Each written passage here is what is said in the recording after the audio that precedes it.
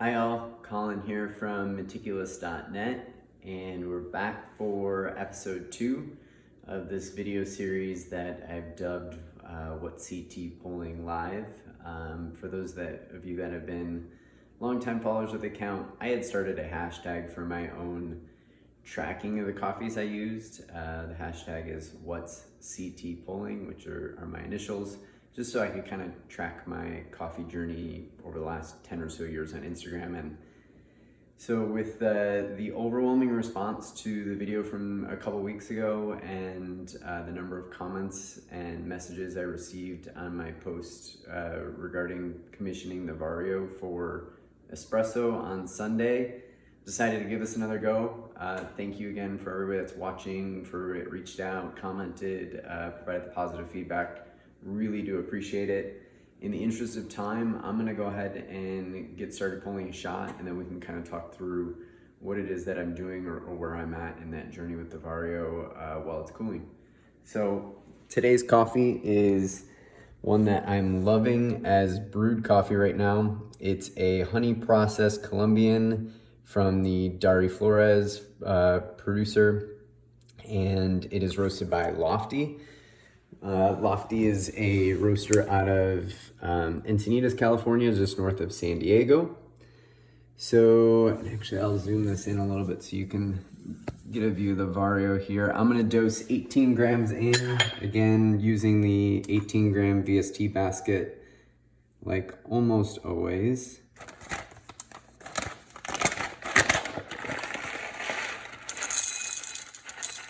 And these beans are huge. They're just gigantic, kind of 0.15, 0.2 tenths of a gram each.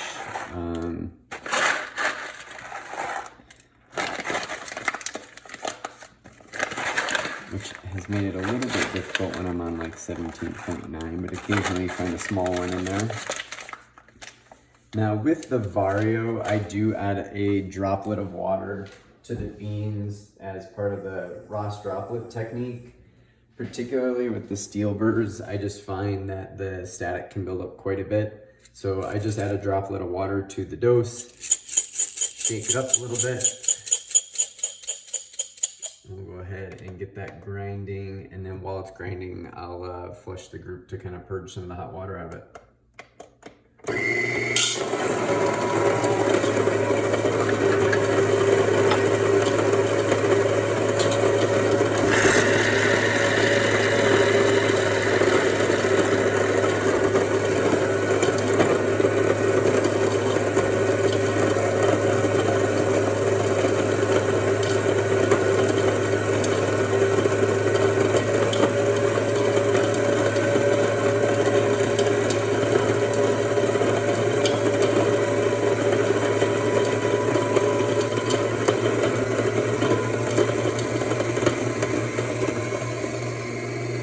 As you can hear, that grinder is working very hard. The burrs are actually touching. I've had to calibrate the grinder pretty fine. That was nearly a 40-second grind time for that dose. Give a little bit of shake to break up some clumps. And then I've actually, when I use the Vario in the start of my espresso journey, I actually used to grind straight in the portafilter. I've had so much trouble with that over the past couple days. So today, after some kind of looking on some various forums at some old posts, I saw a number of people saying how much they loved dosing straight out of the bin from the Vario. So that's what I'm doing here. And this morning I pulled a shot with pretty good results. So I'm gonna try that again. I'm gonna use a safety pin. That's just kind of my preferred method for WDT because I'm not a huge WDT user when I have my VersaLab on the bar. So I've just never invested in a WDT tool. I try to keep things simple. Less steps, the better in my opinion.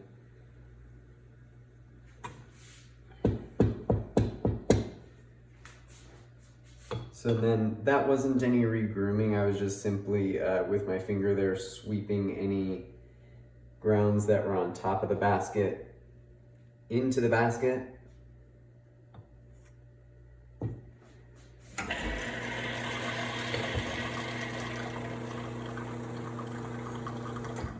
let's see where we go here.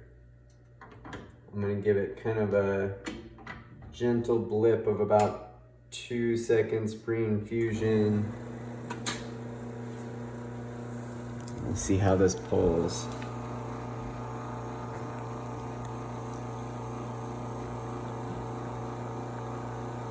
Not bad, but distribution is never perfect, it seems like, with the Vario. That's 25 seconds. That's 30. And now I am a big advocate of not necessarily, adhering to a 1 to 2 and 28 to 30 seconds methodology. However, like I said, I would kind of talk you back out of where I'm at with this grinder.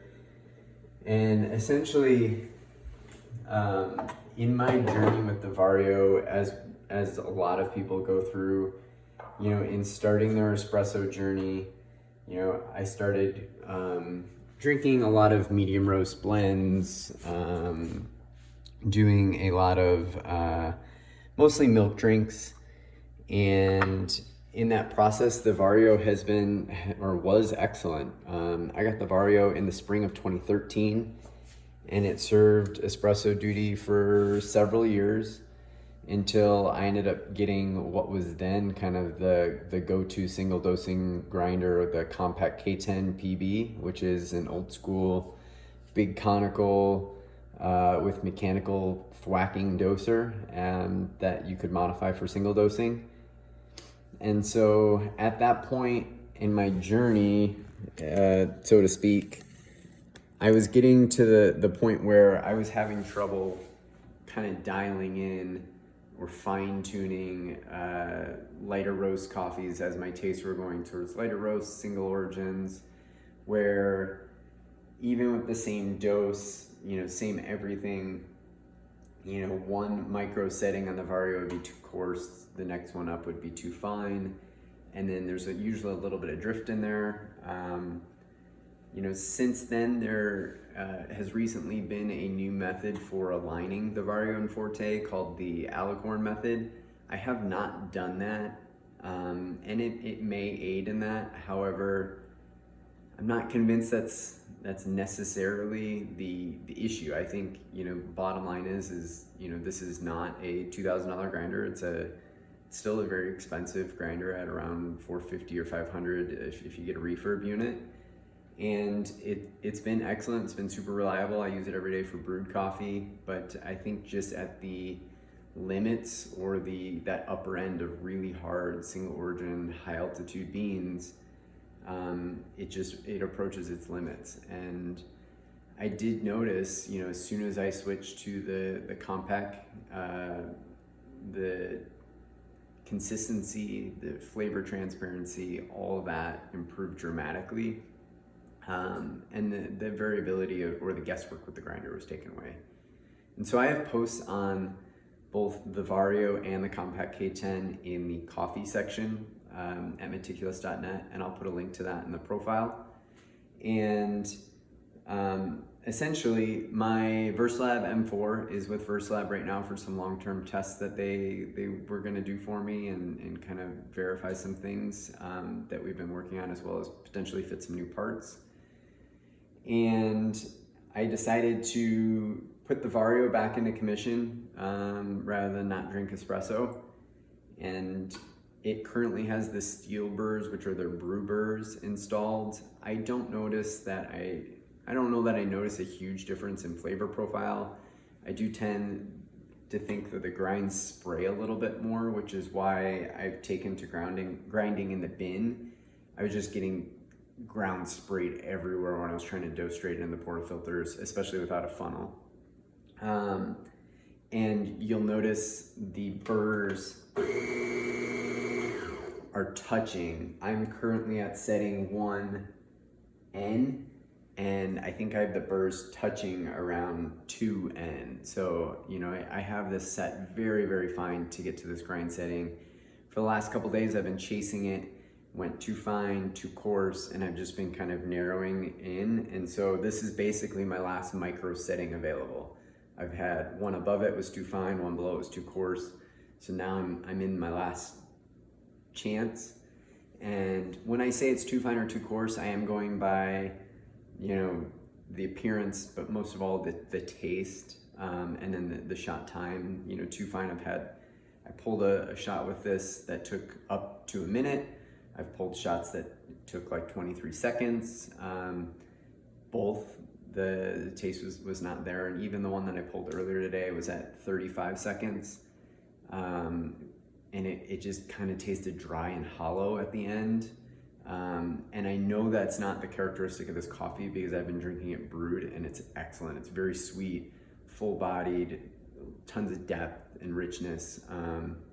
So that's why I cut it here today at 30 seconds, is because I had a little bit higher yield. You saw this one was 40.5 grams out, a little bit higher yield. I was at 44 out earlier today.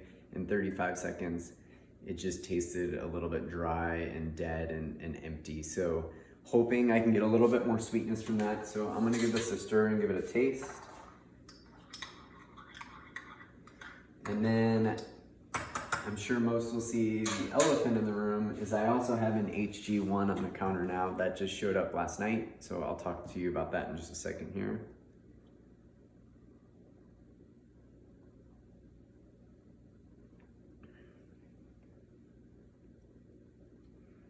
That's definitely the best shot I've had with this coffee so far. Like a strong kind of clove nutmeg note. This coffee brewed has been one of the better honey processed coffees I've had. Usually I find honey processed coffees either taste too muddled and I wish they were washed, or not sweet enough and I wish they were fully naturally processed. This one's been really, really good at providing the best of both worlds, tons of body and richness, and it drinks as a very full-bodied coffee, but still plenty of clarity, transparency. It's not heavy, it's not muddled, and it's fairly clean drinking. I would say the shot is good. It's not excellent by any means, but certainly I did get there on the Vario. It took me a little bit of fussing to figure out to grind in the grinds bin, dial it in, and then certainly I'm happy with this. If this is all I had available, I'd still drink it for sure.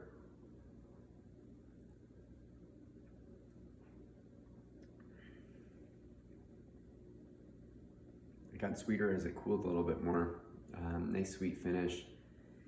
I'm pretty happy with that. So I think the Vario, is it an amazing espresso grinder? No. And since I've recommissioned it to espresso, I'm not using it for brewed coffee. I'm using my Feldgrind hand grinder for brewed coffee.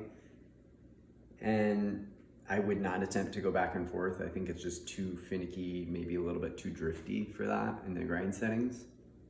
But overall, I realize I'm very fortunate to have the luxury of a backup espresso grinder on the counter, and this one, I'm glad I got there. I was a little bit skeptical when I first started using it. I didn't think I was going to be able to dial it in.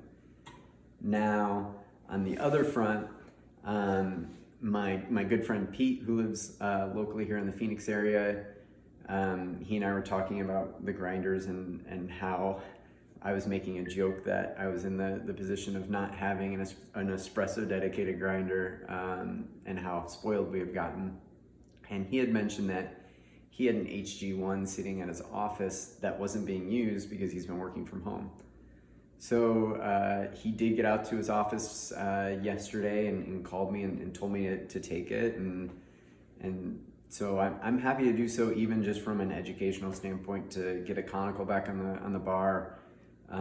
Do some longer term testing with HG1. I've pulled a few shots with HG1 before, but I've never had one on the bar, so that'll be exciting.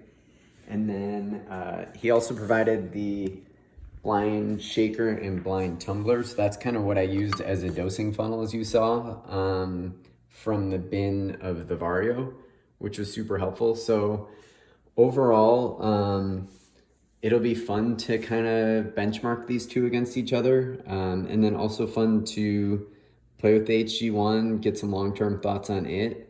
And hopefully if I have my M4 back in the next couple weeks, I can do a little bit of testing with it against the M4. So overall, I think fun things ahead, and just kind of want to give you guys an update on the Vario, and I was curious to see if I'd be able to get it dialed in, and it looks like I was able to, so that's awesome, and thanks for watching.